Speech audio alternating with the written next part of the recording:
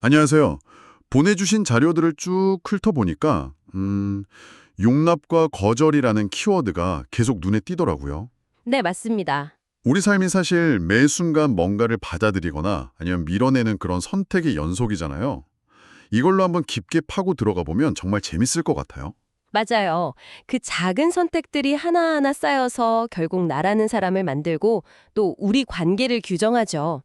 오늘 살펴볼 자료들이 바로 그 지점을 파고드는데 방식이 아주 독특해요. 어떤 점이요?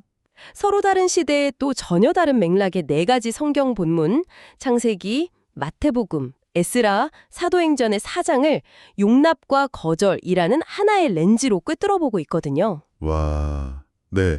그래서 저희가 이 네 가지 이야기를 한번 이렇게 구성을 해봤어요. 개인의 내면 문제에서 시작해서 창세기죠. 네, 그리고 어떤 원칙을 세우고 적용하는지 마태복음으로 보고요. 더 나아가서 공동체의 정체성을 어떻게 지켜나가는지. 에스라 이야기군요. 네, 그리고 마지막으로 아주 현실적인 물질 문제, 사도행전에 이르기까지 점점 더 복잡하고 현실적인 차원으로 확장시켜 보려고 해요. 이 여정이 아마 당신의 일상 속 선택에 새로운 깊이를 더해줄 겁니다. 그럼 첫 번째 이야기, 창세기 4장으로 들어가 볼까요? 네. 인류 최초의 예배이자 최초의 살인사건. 가인과 아벨 형제가 각자 제물을 바쳤는데 한 명은 용납되고 한 명은 거절당하는 아주 강렬한 시작이죠. 그렇죠. 흔히들 가인은 농부라 곡식을 바쳤고 아벨은 목자라 양을 바쳤으니 그 피가 있는 제물과 없는 제물의 차이다 이렇게 생각하기 쉬운데요. 네, 저도 그렇게만 알고 있었어요. 자료는 그게 핵심이 아니라고 분석하고 있어요. 만약 그게 문제였다면 하나님이 다음엔 꼭 양으로 가져와라 이렇게 말씀하셨겠죠. 아, 하지만 하나님의 반응은 달랐어요. 네가 선을 행하면 어찌 낯을 들지 못하겠느냐라고 되물으시죠.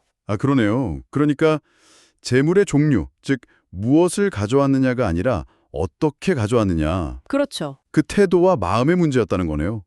와, 저는 항상 양과 곡식의 차이라고만 막연히 생각했는데 그게 아니었군요. 바로 그거죠. 자료의 분석을 좀 빌리자면 이건 성과주의에 대한 가장 오래된 경고인 셈이에요. 성과주의예요? 네, 아벨의 제사는 하나님과의 관계에 초점을 맞춘 거였다면 가인의 제사는 약간 이런 거죠. 내가 이만큼 땀 흘려 농사 지었으니 이 결과물을 당연히 받으셔야 합니다. 아, 그런 식의 거래적 태도, 결과 중심의 제사였던 거예요. 그렇군요. 하나님이 거절하신 건 곡식이라는 재물이 아니라 그 이면에 깔린 가인의 교만한 마음, 거래적인 마음이었던 거죠. 와, 정말 흥미로운 관점이네요. 거절당했을 때 가인의 반응을 보면 그게 더 명확해지는 것 같아요. 맞아요. 아, 내 마음이 문제였구나 하고 자신을 돌아보는 게 아니라 그냥 극심한 분노에 휩싸여서 네. 비교 대상인 동생을 죽여버리잖아요. 자기 성과가 인정받지 못하니까 가장 파괴적인 방식으로 반응한 거군요. 맞습니다. 이건 뭐 오늘날 우리 일이나 관계에도 똑같이 적용해 볼 수 있는 지점이에요. 예를 들면요? 내가 열심히 노력한 프로젝트가 좋은 평가를 못 받았을 때, 혹은 누군가에게 베푼 호의를 상대가 몰라줄 때, 아, 우리는 가인처럼 분노하나요? 아니면 그 과정 속에서 내 동기가 뭐였는지 돌아볼 수 있을까요? 이 오래된 이야기가 던지는 질문은 여전히 유효합니다. 가인은 결국 거절당했을 때 분노와 살인을 택했죠. 네. 이번에는 정반대의 경우를 한번 들여다보죠. 세상의 모든 것을 가질 수 있는 유혹 앞에서 거절을 선택함으로써 역설적으로 모든 것을 얻은 예수님의 이야기, 마태복음 4장으로 넘어가 보겠습니다. 네, 맥락이 완전히 바뀌죠.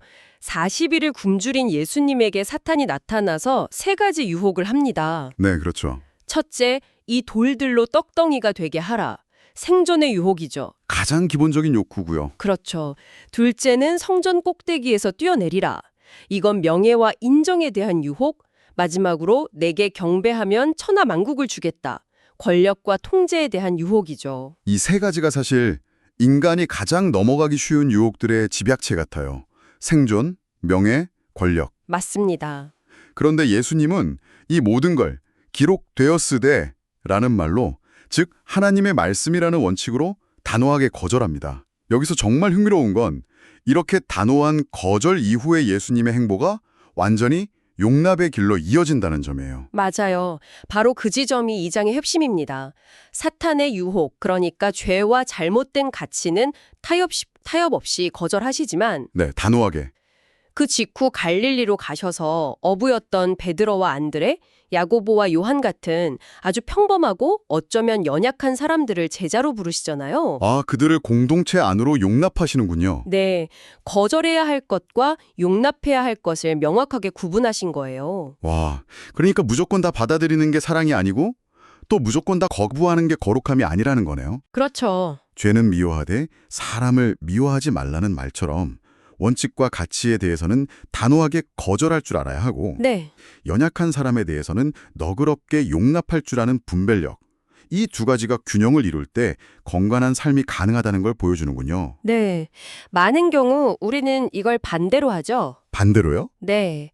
잘못된 관행이나 유혹에는 슬그머니 타협하면서 나와 생각이 다른 사람이나 내 기준에 못 미치는 사람은 쉽게 거절하고 비판하잖아요. 아, 듣고 보니 그러네요. 예수님의 모습은 우리에게 무엇을 거절하고 무엇을 용납해야 하는지에 대한 아주 선명한 기준을 제시해 줍니다. 개인의 내면과 원칙 적용을 넘어 이번엔 공동체의 선택 문제로 넘어가 보겠습니다. 세 번째 이야기, 에스라 4장인데요. 네. 바벨론 포로 생활에서 수십 년 만에 돌아온 유다 백성이 무너진 예루살렘 성전을 다시 짓는 아주 감격적이면서도 힘겨운 상황입니다. 네. 그런데 그때 주변에 살던 사마리아 사람들이 찾아와서 우리도 너희와 함께 성전을 짓게 해달라고 제안을 해요. 그렇죠. 상식적으로 생각하면 인력도 부족하고 재정도 부족한 상황에서 정말 가뭄의 단비 같은 제안이잖아요. 맞아요. 그런데 유다 지도자들의 반응이 정말 의외입니다. 우리 하나님의 성전을 건축하는데 너희는 우리와 상관이 없느니라 라면서 아주 냉정하고 단호하게 거절해버려요. 네. 솔직히 이 부분은 처음 읽으면 이해가 잘 안 되더라고요. 그렇죠. 도움이 절실한 상황에서 순수성 같은 이유를 대면서 협업을 거절하는 게 과연 최선이었을까? 이게 오늘날 우리에게 주는 교훈이 대체 뭘까요? 자칫하면 우리끼리 그냥 성을 쌓는 배타적인 태도로 보일 수도 있지 않을까요? 아주 중요한 지적이에요. 실제로 이 결정 때문에 성전 건축이 엄청난 방해를 받고 중단되기까지 하거든요. 아, 진짜요? 네. 결과만 놓고 보면 어리석은 선택처럼 보일 수 있죠. 하지만 자료는 당시의 역사적 맥락을 좀 더 깊이 들여다보라고 말합니다. 역사적 맥락이라면? 당시 사마리아인들은 여호와도 섬겼지만 동시에 그 지역의 다른 여러 신들도 함께 섬기는 종교 혼합주의적인 성향이 아주 강했어요. 아, 단순히 우리랑 신앙이 조금 다르다 이 정도가 아니었군요. 네. 성전이 가진 핵심 가치, 즉 유일신 신앙 자체를 흔들 수 있는 사람들이었다는 거죠. 아, 그렇구나. 그렇죠. 유다 지도자들의 거절은 단순한 텃세나 배타성이 아니었던 겁니다. 네네. 성전 건축이라는 프로젝트의 핵심 정체성을 희석시키려는 시도에 대한 일종의 방어였던 셈이죠. 이를 좀 현대적으로 비유해 볼 수도 있을까요? 그럼요. 어떤 기업이 자사의 핵심 기술과 철학이 담긴 신제품을 개발하는데 방향성이 전혀 다른 경쟁사가 와서 우리 기술 섞어서 같이 만들자. 그럼 더 빨리 만들 수 있다고 제안하는 것과 비슷해요. 아, 당장의 효율성은 높일 수 있겠지만 장기적으로는 브랜드의 정체성과 가치를 잃어버리게 되겠죠. 와, 그렇게 비유하니까 이해가 확 되네요. 그러니까 이건 효율성과 정체성 사이의 선택이었군요. 맞습니다. 당장 편하고 빠른 길을 가는 대신에 조금 느리고 힘들더라도 이 일의 본질과 순수성을 지키기 위해 불편한 거절을 감수한 거네요. 네. 공동체의 비전과 핵심 가치를 지키기 위한 전략적 거절이라고 볼 수도 있겠습니다. 그래서 이 이야기는 우리에게 질문을 던져요. 당신이 속한 공동체 혹은 당신이 추구하는 목표에서 절대로 타협하거나 용납해서는 안 되는 핵심 가치는 무엇인가요? 그리고 그 가치를 지키기 위해 때로는 손해와 비난을 감수하는 불편한 거절을 할 용기가 있나요? 자, 이제 마지막 이야기입니다.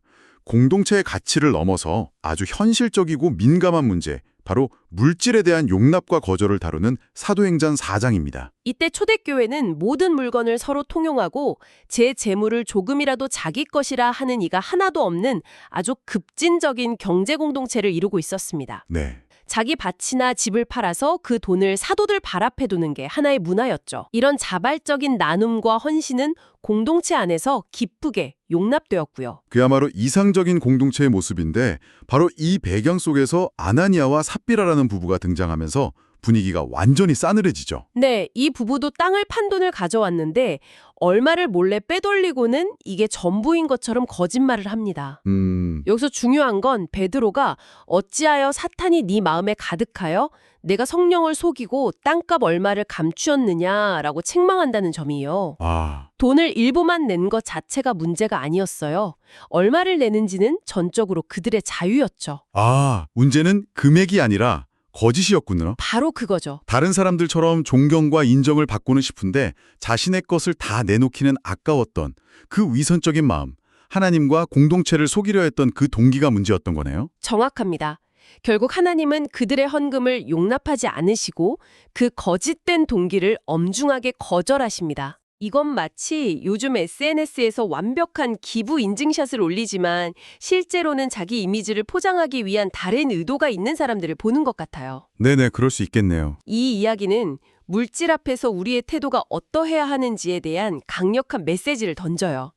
물질은 내 소유를 과시하거나 다른 사람을 속이는 도구가 아니라 공동체 안에서 정직하게 사용되고 흘러가야 할 도구라는 것을 보여주는 거죠. 가인의 제사에서 시작해서 예수님의 시험, 성전 건축, 그리고 초대교회의 헌금까지 용납과 거절이라는 하나의 열쇠로 4개의 문을 열어봤는데요. 네. 이 모든 이야기를 관통하는 하나의 핵심이 있는 것 같아요. 네, 내 이야기 모두 공통적으로 마음의 중심, 즉 동기를 가리키고 있습니다. 동기요. 네, 무엇을 받아들이고 무엇을 거부할지 선택하는 기준이 세상의 효율성이나 나의 이기심, 혹은 다른 사람의 시선이 되어서는 안 된다는 거죠. 진정한 지혜는 이 모든 것을 분별하는 데서 나옵니다. 가인처럼 거래하려는 마음은 거절하고 예수님처럼 연약한 사람은 용납하며 에스라처럼 거룩한 목표를 위해 세상적 타협은 거절하고 초대교회처럼 물질 앞에서 정직함을 용납하는 것. 이 모든 선택의 뿌리에는 나는 지금 왜 이 선택을 하는가라는 동기에 대한 질문이 있는 겁니다. 오늘 나눈 이야기들을 당신의 삶에 한번 비추어 보면 어떨까요? 네. 혹시 지금 내게 해롭다는 걸 알면서도 익숙하다는 이유로 습관처럼 용납하고 있는 것은 없으신가요? 반대로 마땅히 풀어야 할 소중한 가치나 관계를 불편하다는 이유로 거절하고 있지는 않으신지요? 어쩌면 우리가 매일 가장 먼저 용납하거나 거절해야 할 대상은 외부의 어떤 것이 아니라 바로 우리 마음속에서 매 순간 일어나는 수많은 생각과 동기일지도 모르겠습니다.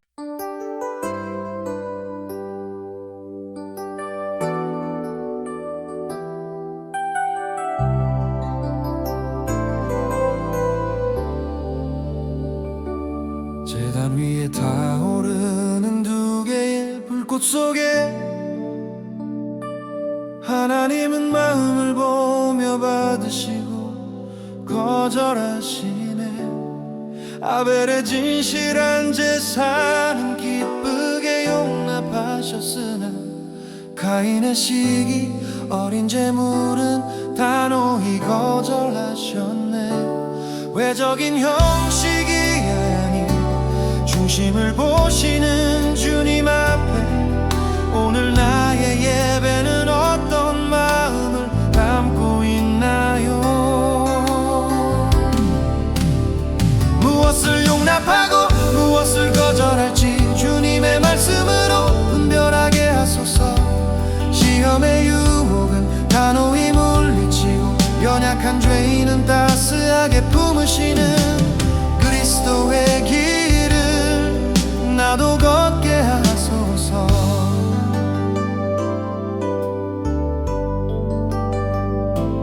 광야에 거친 돌들 떡이 되라 유혹할 때 예수님은 기록된 말씀으로 사탄을 거절하셨네. 시험은 물리치되 길 잃은 자들은 용납하시며 어부들을 부르시는 사랑의 초대를 시작하셨네. 거절할 유혹과 용납할 사람을 아는 지혜 내 삶의 모든 선택 속에 빛나게 하소서. 무엇을 용납하고 무엇을 거절할지 주님의 말씀으로 분별하게 하소서. 시험의 유혹은 단호히 물리치고 연약한 죄인은 그리스도의 길을 나도 걷게 하소서.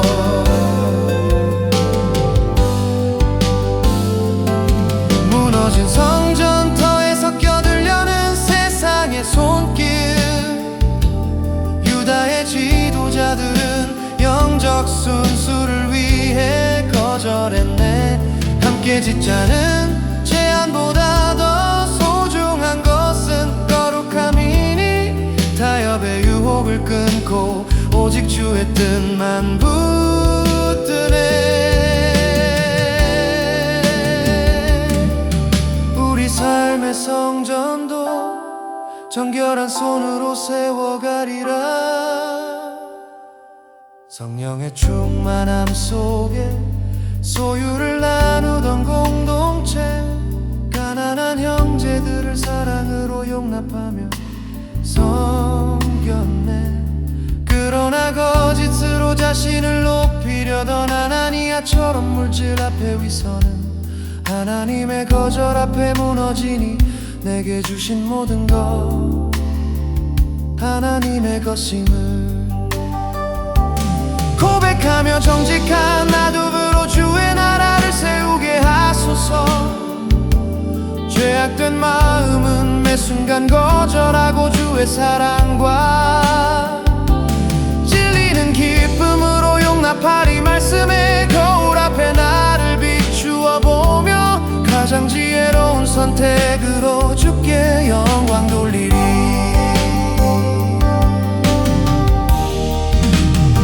무엇을 용납하고 무엇을 거절할지 주님의 말씀으로 분별하게 하소서. 시험의 유혹은 단호히 물리치고 연약한 죄인은 따스하게 품으시는 그리스도의 길을 나도 걷게 하소서.